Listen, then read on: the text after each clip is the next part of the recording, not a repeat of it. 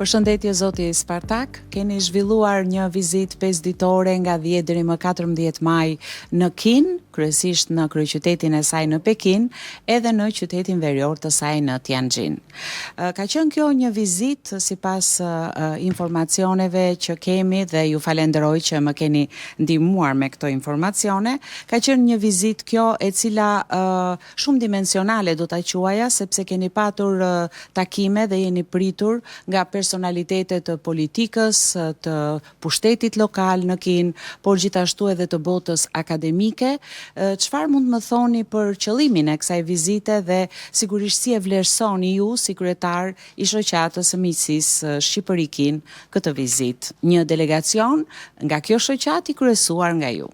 Neve vlerësojmë shumë këtë vajtje në Kinë dhe këto takime që u zhvilluan atje, sepse e quan dhe avancuan më shumë marrëdhëniet miqësore që kemi neve të vazhdueshme me Kinën.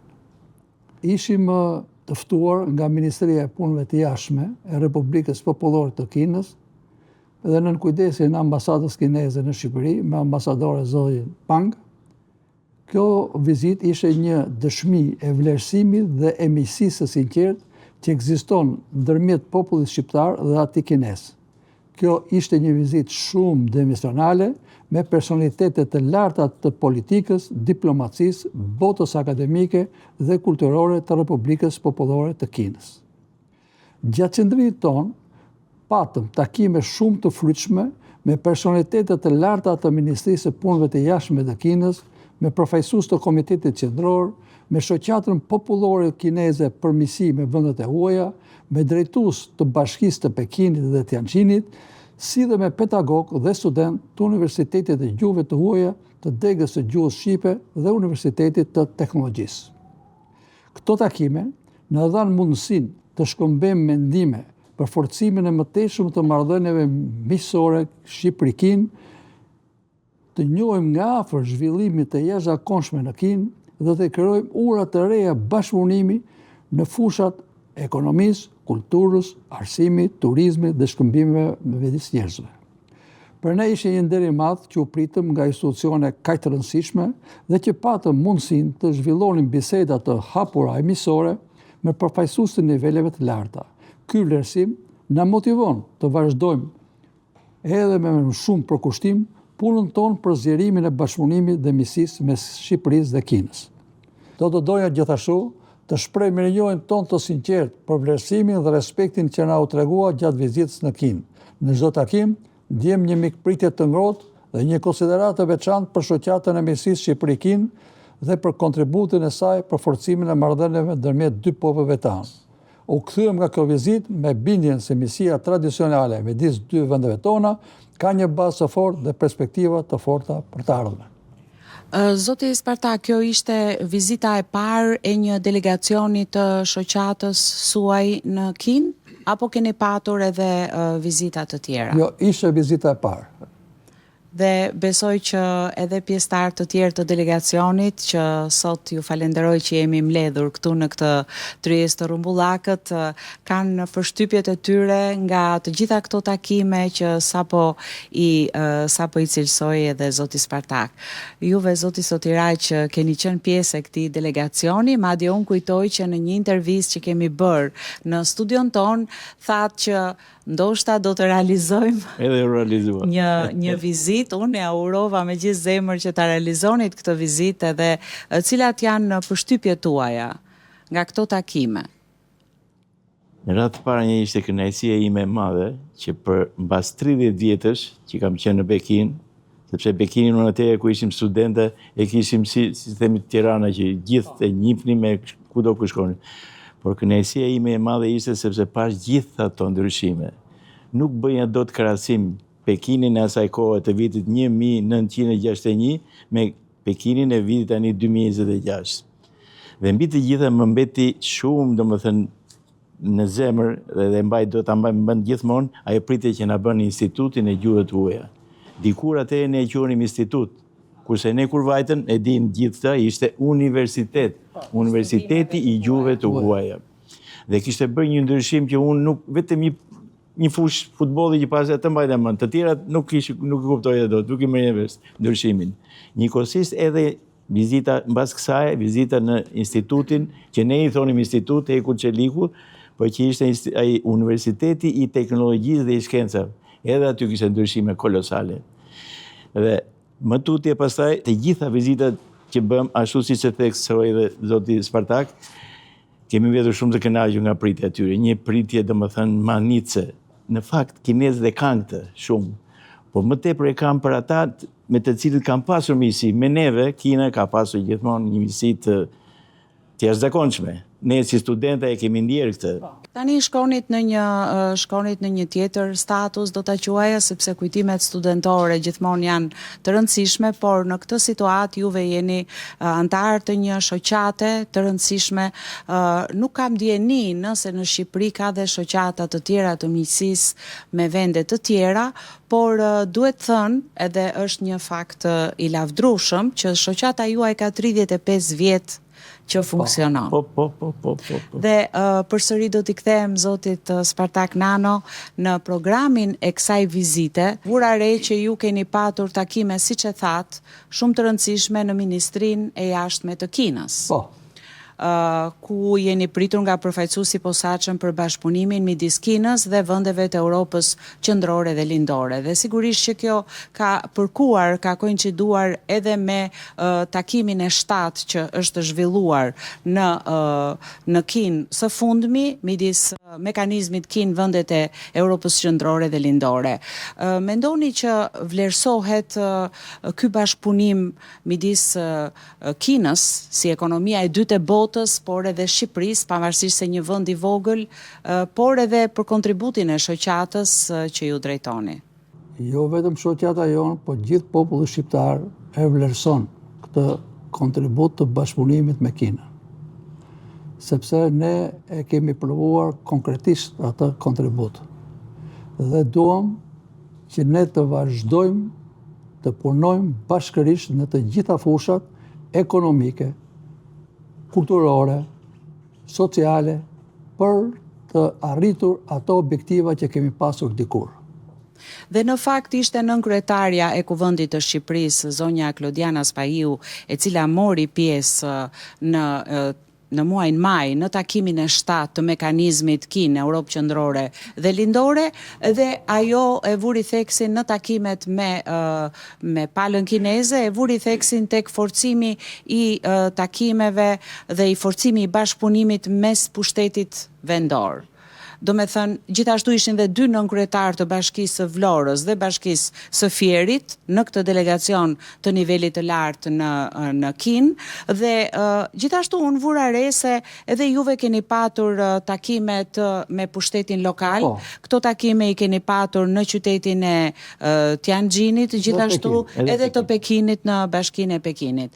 Dhe unë besoj se duke patur parasysh që ka qytete të binjakzuara mes Shqipërisë dhe Kinës, mendoni që dhe shoqata e ka mundësinë që të kontribuojë në forcimin e këtyre lidhjeve, sepse ju keni degën tuaj të shoqatës në Elbasan, edhe është zoti Gazmend këtu për shembull, apo edhe në qytete të tjera. Shoqata do bëj maksimumin që këto lidhje me Kinën të shkojnë gjithmonë duke u rritur për të arritur ato objektiva në të gjitha fushat që kemi programuar ne. Dhe këtu kemi besim të plot që edhe kinezët janë të predispozuar për këtë problem. Që nga ambasada që është këtu e Kinës, e deri tek ata personalitete të Ministrisë së Jashtme që takohem, të Ministrisë së Ekonomisë dhe të sektorit të arsimit e tjera. Dhe kam besim që kjo marrëdhënie ndërmjet Kinës dhe Shqipërisë do psoj rritje të konsiderueshme.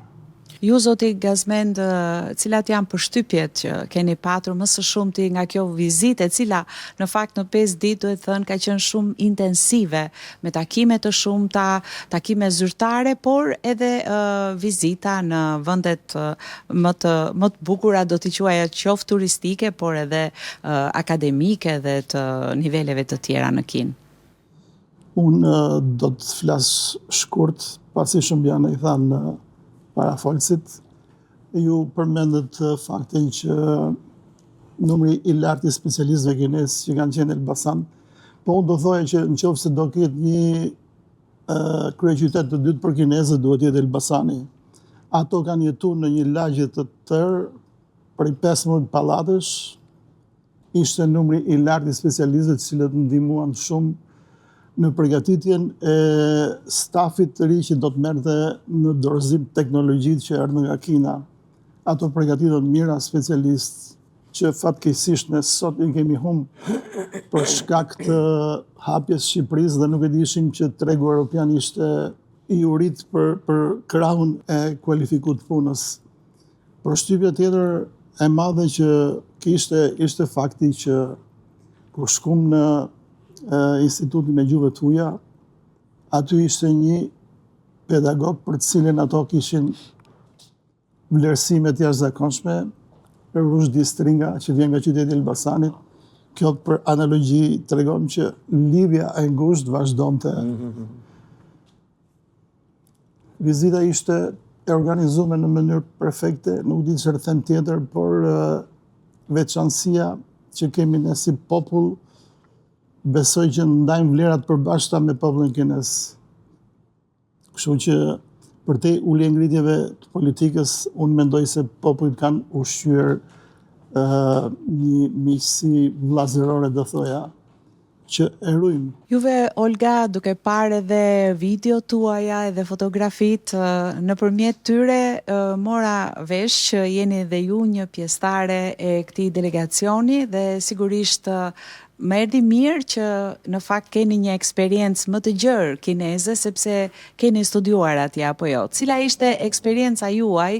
Sigurisht që lidhja juaj me Kinën është e kuptueshme përderisa keni studiuar, por na tregoni pak për eksperiencën tuaj, për studimet, për kthimin në Shqipëri, por edhe pjesëmarrjen në këtë delegacion. Po, në fakt jam shumë e lumtur të ndaj me shikuesit apo dëgjuesit disa nga përshtypjet që pata nga vizita jone e fundit në Kinë. Unë jam antare gjithashtu e kryesisë të shoqatës të miqësisë Shqipëri-Kinë dhe e cila punon prej kaq vitesh për forcimin e marrëdhënieve miqësore, kulturore, gjithashtu dhe arsimore mes dy vendeve.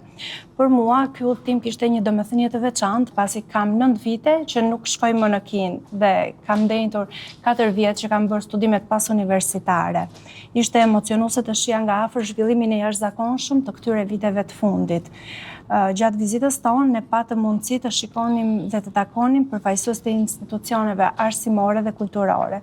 Vizituam Universitetin e Gjuhëve të Huaja të Pekinit, që vërtet ishte emocionuese të shikoje një grup studiuesi nxënësish kinez që flisnin shqip dhe aq rrjedhshëm dhe po ashtu dhe pedagogët e tyre kineze dhe janë njohëse shumë të mira vetëm të gjuhës, por edhe të kulturës shqiptare. Dhe recitonin Naim Frashërin, Ismail Kadaren, Dritro Agollin në një mënyrë domethënë që na emocionoi vërtet.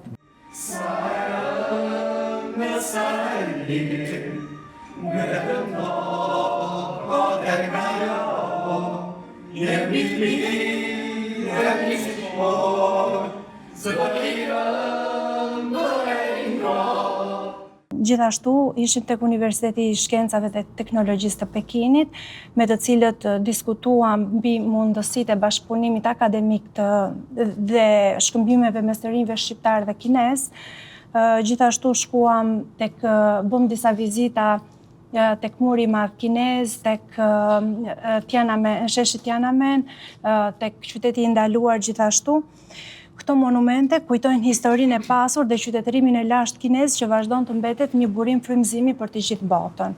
Vizituam gjithashtu qytetin Tianjin, ku njoh me zhvillimet e reja në fushën e arsimit dhe teknologjisë dhe gjithashtu ata ishin shumë të interesuar që studentë shqiptar të shkonin në Universitetin e Tianjin, sepse kishte disa vite në të cilin mungonin studentët shqiptar. Ju vetë për çfarë keni studiuar në Kinë dhe në cilin qytet? Unë kam qenë në Wuhan.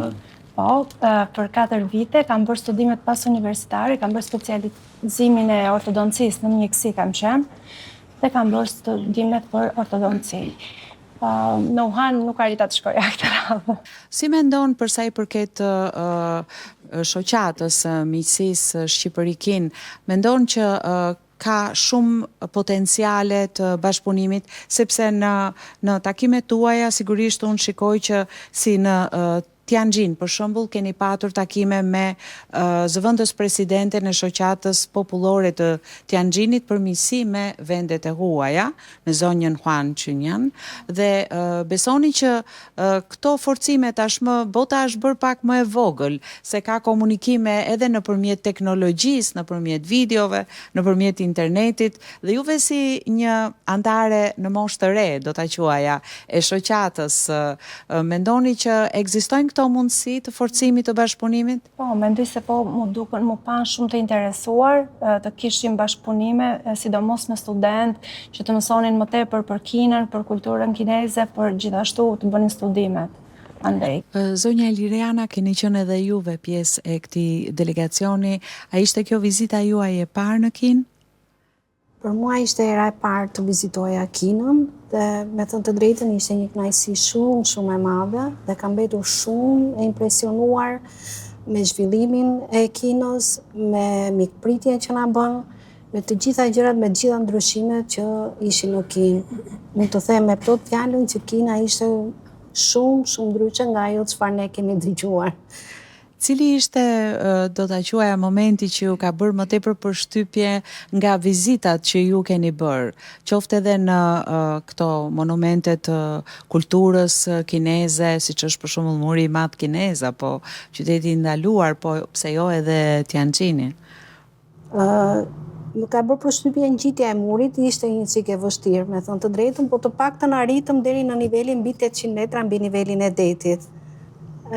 Ishte e lodhshme, po gjë shumë e veçantë. Dhe vizita tek qyteti i ndaluar ishte fantastike. Në të gjitha vendet ku kemi qenë, kemi kaluar shumë bukur. Zonja Natasha, edhe ju keni qenë pjesë e këtij delegacioni, cilat janë përshtypjet tuaja nga kjo vizitë në Kinë? Për mua ishte era e parë që udhtoja drejt Kinës. Kisha dëgjuar shumë për Kinën, se mosha ime domethënë ka jetuar kohën që kontributin që ka dhënë Kina për Shqipërinë, edhe nëpërmjet Sotiraqit, që Sotiraqi ka studiuar 5 vjet atje dhe kisha shumë kënaqësi të shkonja ku kishte studiuar 5 vjet, por për sa i përket atyre që kishim dëgjuar me atë që pam, ishte një mrekulli. Shkuarja me atë trenin e shpejt me 360 km/h për 21 minuta, që këta e këshim bërë për 2 orë e gjysmë. Ajo mrekullia e atij qyteti, sidomos në darkë, kur u hapën dritat dhe ato grattacielat jepnin shkëlqimin dhe pamje nga më të ndryshme, si merrte pamje një herë lëvizja e dritave. Domethënë ishte një zhvillim që kishte marrë ai qytet. Zonja Liliana, së pari ju falenderoj shumë për të gjithë ndihmën që më keni dhënë për të realizuar këtë takim me ju dhe materialet mbështetëse për këtë vizitë tuajën.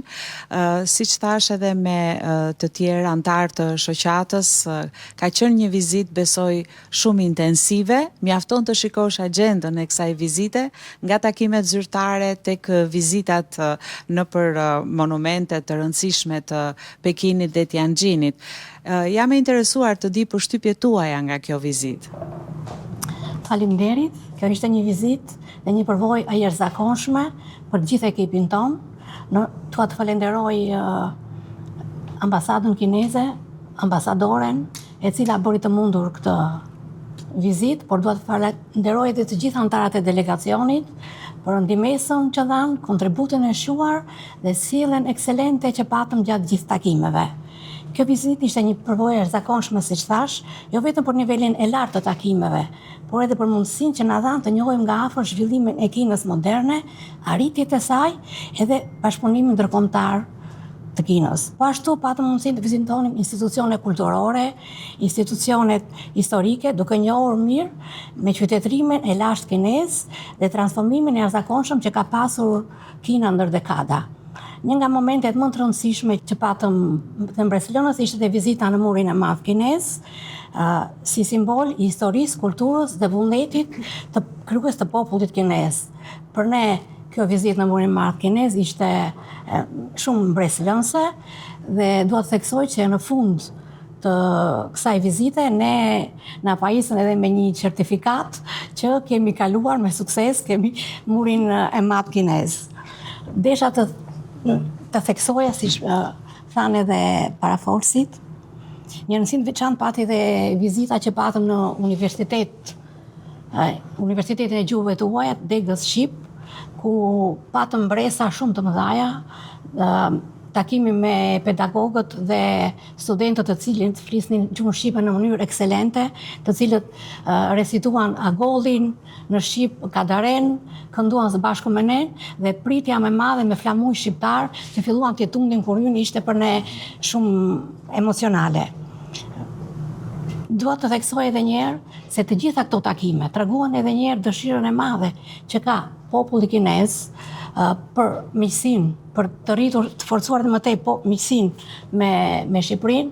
Këtë i tregoj edhe mënyra si ne u pritëm në çdo takim ku tregon edhe njerë se miqësia jonë do të rritet, do të zhvillohet dhe badat e kësaj miqësie janë shumë të forta, siç kanë qenë edhe ndër vite. Shoqata e miqësisë Shqipëri-Kinë do të bëjë ç'është e mundur për të rritur këtë miqësi, për ta forcuar miqësinë, duke futur në radhët e saj edhe të rinj, të cilët kanë dëshirë të njohin Kinën, të zbulojnë Kinën, të dinë më shumë për kulturën, historinë e Kinës. Kjo ka shërbyer shumë dhe do të shërbej, besoj se për rritjen e marrëdhënieve Shqipëri-Kinë të shoqatës, e cila ka dhënë dhe jep një kontribut të madh për rritjen e kësaj miqësie.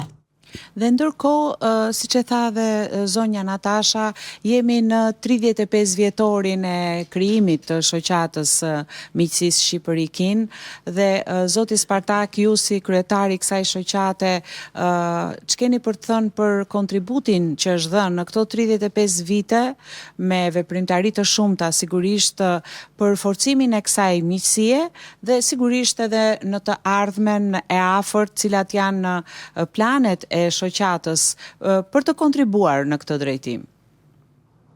Shoqata jonë ka një program të detajuar për të çuar e për të avancuar më tutje të gjithë marrëveshjet dhe marrëdhëniet që kemi me Republikën Popullore të Kinës. Neve si shoqat do të bëjmë të gjitha tentativat që në bashkëpunim dhe me ambasadën tonë dhe ambasadën kineze këtu në Tiranë, t'i forcojmë këto marrëdhënie për ditë më shumë. Edhe ashtu siç kemi bërë deri tashi, që kemi organizuar veprime të shumta kulturore në bashkëpunim me ambasadën e Republikës Popullore të Kinës, takime me akademikë dhe forume, institucione, dhe bashkëpunim me institute shqiptare për studime ndërkombëtare, si dhe me vizita delegacionesh kineze që vinë këtu, do vazhdojmë t'i bëjmë dhe t'i avancojmë të gjitha këto. Janë 35 vjet të veprimtarisë shoqatës së miqësisë Shqipëri-Kinë dhe tashmë kemi një periudhë tjetër, jemi në një epokë të digitalizimit, në një epokë të re të internetit ku shumë kinez, po ashtu dhe shumë shqiptar, nëse kanë dëshirë të njohin vendet përkatëse, e kanë mundësinë me një klikim në telefonin celular. Megjithatë, shoqata ka veprimtaritë e saj, ka agjendën e saj, ka kryesinë që i miraton ato dhe cilat do t'jenë veprimtarit që janë parashikuar ndoshta dhe deri në fund të këtij viti. Përposa asaj që tha dhe zoti Spartak, që neve në programin e shoqatës tonë kemi bërë shumë aktivitete, në të ardhmen, shumë shpejt, ne po përgatitim për këtë, në bashkëpunim me Institutin e Studimeve të Europës Juglindore, ICES, ta them kështu si e ka aty, neve do të bëjmë këtë që na kanë dhe neve si shoqatë e miqësisë të japim materiale që të plotësojmë një libër që duan të bëjnë me rastin e 35 vjetorit të themelimit të shoqatës Shqipëri-Kinë, por njëkohësisht dhe 77 vjetorit të lidhjes së marrëdhënieve diplomatike Shqipëri-Kinë, sepse Shqipëria, siç dihet, është nga vendet e para që e ka njohur Kinën në 22 tetor të vitit 1949. Dhe aty tashti, në këtë libër që do të bëhet, do të merren intervista, do të merren materiale, kujtime nga shumë student, nga shumë specialist, nga shumë inxhinier, të cilët kanë punuar me kinezët.